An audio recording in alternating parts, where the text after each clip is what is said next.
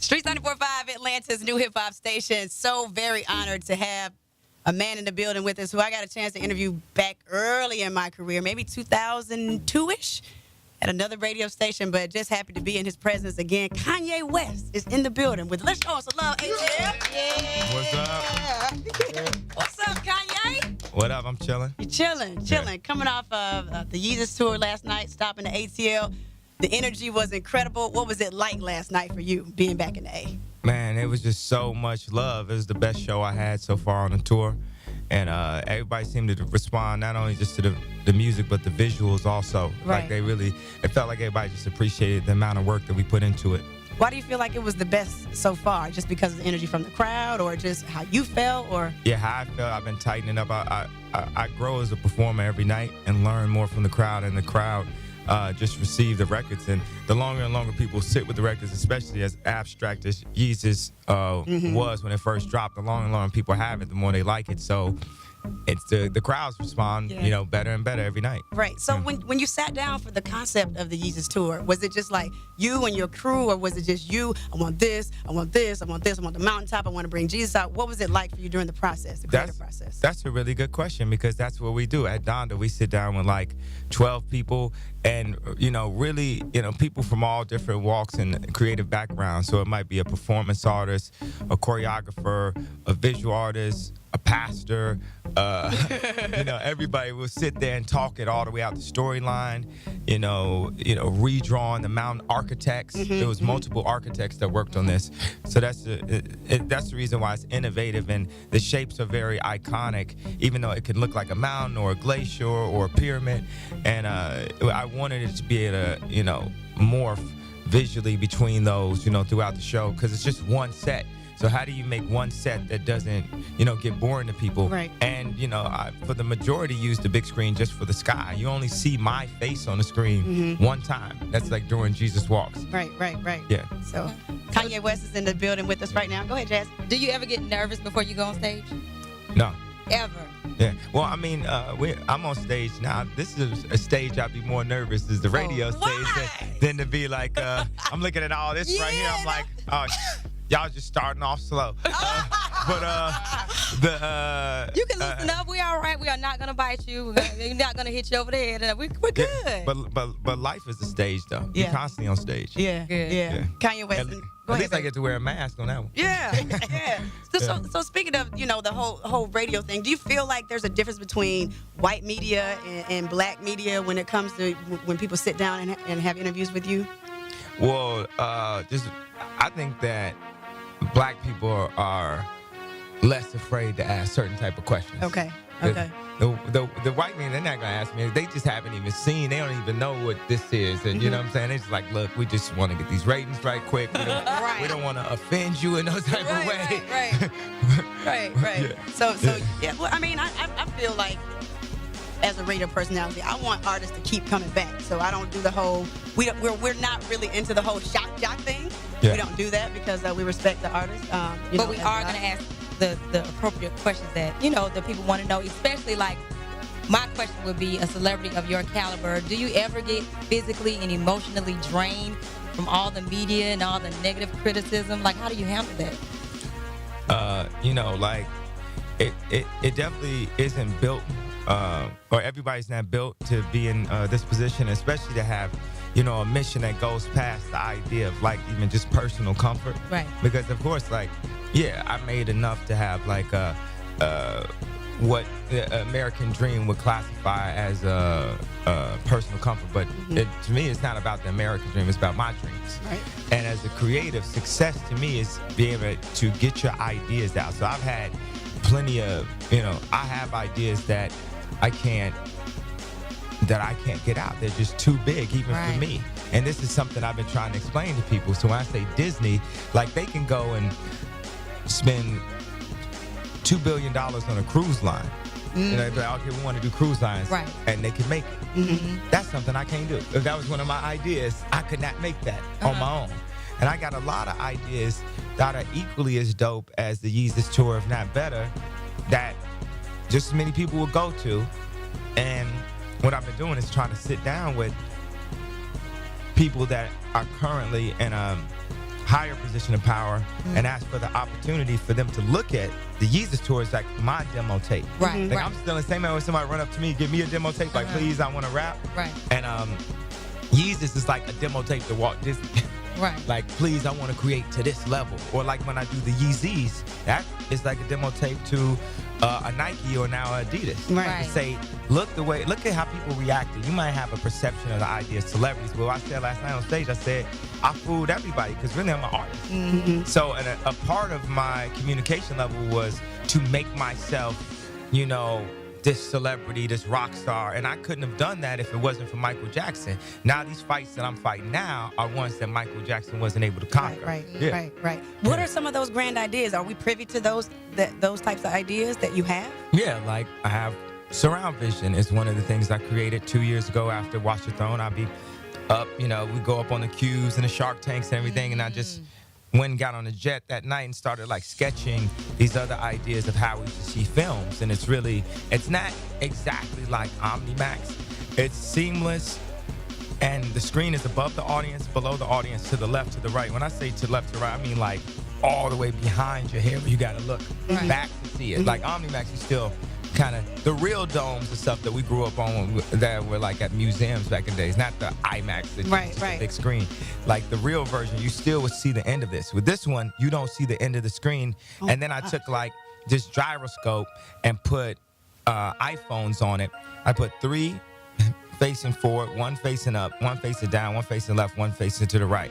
I placed it in front of a school, and like these kids are running across the street, so you could see and hear them on this side. When they ran in front, you see them in the front. When you go this side, you see them on the left side.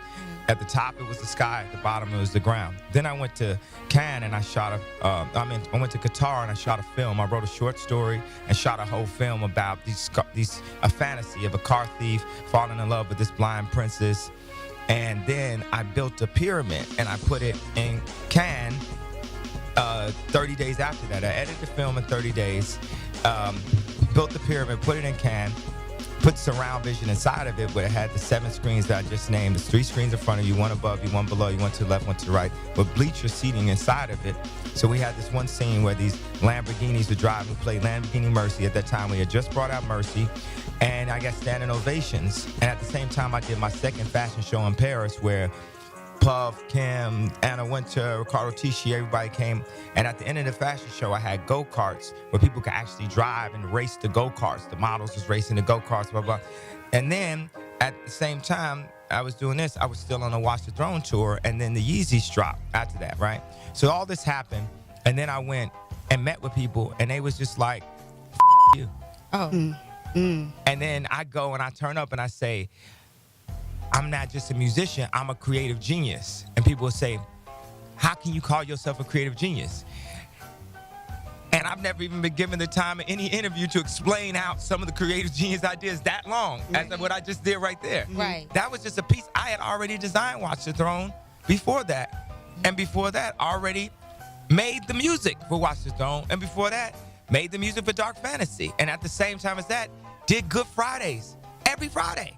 Dropping a song every Friday, meaning like there's some people that's turned to that level of creativity with that amount of output. You know, like when Wayne literally had like 78 songs in 1 year, or 2 Chainz, 100 verses in 1 year. But my ideas are like the Yeezus tour. But in order to do the Yeezus tour, I had to get an advance from AEG and be able to put it together. It costs a certain amount. The stage costs, you know, like $5 million or something like that for the entire of it. Wow. And then, yeah.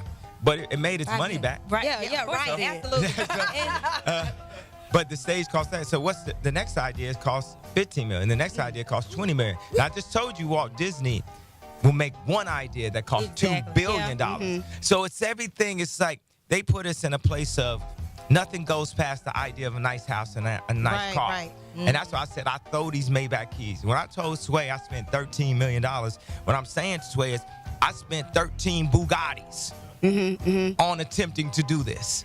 Oh, wow. Okay. You know, but okay, I spent that. That's my personal, from the money that I have with my employees and feeding my family and everything, and having to take care of my bills and travel and everything and security.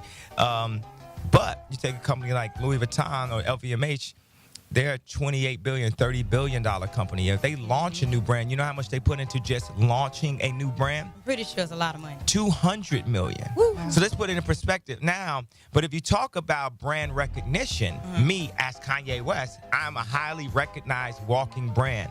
Only problem is they want to classify and say you can only work on something that's an urban level. You don't see one black designer making something Louis Vuitton level. That one moment when me and Pharrell got to break in, that was a glitch in the matrix. They would do everything to stop that and now not allow that to keep happening.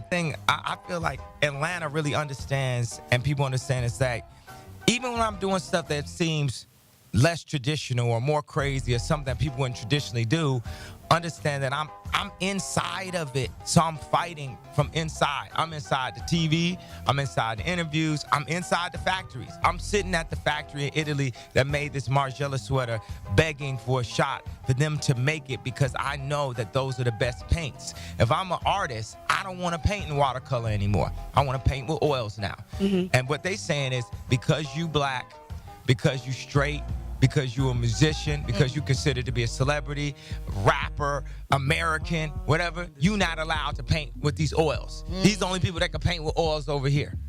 So do you feel like they're like blackballing you as far as these big corporations because you are on a rant or motivational speeches about them, you know, not meeting with them, such as the Louis Vuittons or the Google chairman?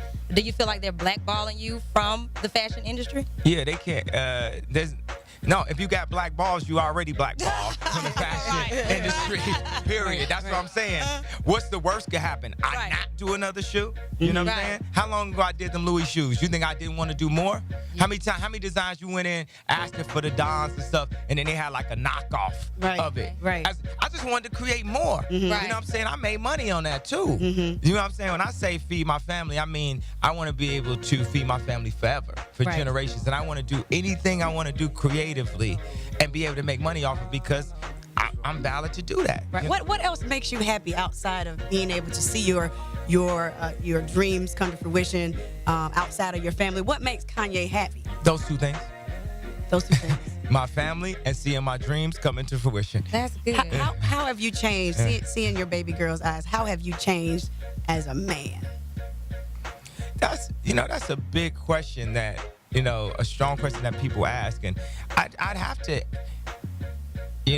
answer that, maybe 5 years from now. Because I always thought I was a pretty good man in the first place. I always thought I was a pretty strong leader type character, you know what I mean? So I was like, I'm more focused. I'm focused. Right. I was always focused. I always knew exactly what I wanted. I always wanted a family with Kim, and my mother always wanted to have a granddaughter. So Kanye, what do you do on with your spare time? Like nothing musically. I know you play with your daughter, but besides that, what do you do on your spare time? What does Kanye do on a day off? I enjoy thinking. Just imagining, creating. I enjoy learning about furniture. I enjoy learning. I enjoy talking to inspiring people, like sitting down, have a 3-hour conversation with Elon Musk. And he's, telling me about, the Hyperloop and, showing me SpaceX and showing the first rocket ship that can actually land and his plans of somehow, going to Mars one day. I enjoy, I just getting inspiration, visiting the Pixar studios, visiting Disney Imagineering. I enjoy it to a certain extent. I enjoy it up to the point where they tell me, you can't touch it, you can't play with it. I remember when I was a little kid, I saw a Lamborghini Countach, and that was my favorite car. And I saw it in real life, and I just wanted to touch it. And the dude told me I couldn't even touch it. I was gonna break it if my small baby black hands touched that white Lamborghini. And I was like, and then, years later, my girl got me a Lamborghini for my birthday. So when I look at, Pixar, the whole studio, and they say, look, but you can't touch it. I'm gonna have my own Pixar studio. Yeah. Don't tell me what I can't do. Yeah. Absolutely. We cannot wait to buy your Adidas collection. What's gonna be called Yeezy? It's not Yeezys. Yeah. Yeezys, but no, Yeezys. Yeah, Yeezys. By Adidas. And also, it's like women's wear too. It's like Yeah, workout wear. It's a bunch of yeah. Okay, so cool. I don't design in like a way that, okay, this is my opinion on fashion or something. It's not even about fashion. It's about let me look at, I'll just look at like some workout tights or something that my girl wear, and she'll be like, see, I like these ones better because it supports her ass better, blah, blah, blah. And it's like, it's real. But I don't need that. Jazzy and Kim can do that, but what about the girls with lack thereof? Sorry. Sorry. Come on, Kanye, I ain't got all that. Sorry. Maybe we could design some tights that come with the ass. I ain't got all that ass. I got one question, comedian Ronnie Jordan. I was just wondering, what is Jesus's per diem? Like, what does he have on his rider? What does Jesus get paid? What can you pay Jesus? What does he have in his green room? That's what I want to know. What Jesus eats? What does Jesus pay? White Jesus. I don't know. I don't really handle that. But one thing I wanted to say, I know sometimes I get flack for calling myself a creative genius, because I guess it's improv. I guess it's like if a girl is super beautiful and she says, I'm the most beautiful. I guess it sounds awkward to people like that or something, or like arrogant or something. But one thing about Jesus is Jesus can recognize Jesus, meaning that I can recognize a higher talent, a higher power. I'm just a part of the conversation. I'm not the head of the conversation. I'm not the bottom of the conversation. I'm just giving my suggestions here and there. Kanye West, thank you so much for stopping by. Definitely appreciate you, and continued success on everything. Thank you very much. You're welcome.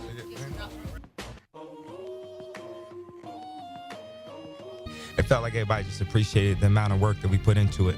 Why do you feel like it was the best so far? Just because of the energy from the crowd, or just how you felt, or? Yeah, how I felt. I've been tightening up. I grow as a performer every night and learn more from the crowd, and the crowd just receive the records. And the longer and longer people sit with the records, especially as abstract as Yeezus was when it first full, and really, people from all different walks and creative backgrounds. So it might be a performance artist, a choreographer, a visual artist, a pastor. Everybody will sit there and talk it all the way out the storyline. Redrawing the mountain architects. There was multiple architects that worked on this. So that's Streets 94.5, Atlanta's new hip hop station. So very honored to have a man in the building with us who I got a chance to interview back early in my career, maybe 2002-ish, at another radio station, but just happy to be in his presence again. Kanye West is in the building with Let's Show Us Some Love, ATL. Yeah. What's up? Drop the long and long people have it, the more they like it. So it's the crowds respond, better and better every night. Right. So when you sat down for the concept of the Yeezus tour, was it just like you and your crew, or was it just you? I want this, I want this, I want this, I want the mountaintop, I want to bring Jesus out. What was it like for you during the process, the creative process? That's a really good question, because that's what we do. At Donda, we sit down with like 12 people. What's up, Kanye? What up? I'm chilling. You're chilling. Yeah. Coming off of the Yeezus tour last night, stopping the ATL. The energy was incredible. What was it like last night for you, being back in the A? Man, it was just so much love. It was the best show I had so far on the tour. And everybody seemed to respond not only just to the music, but the visuals also. Right. Like they really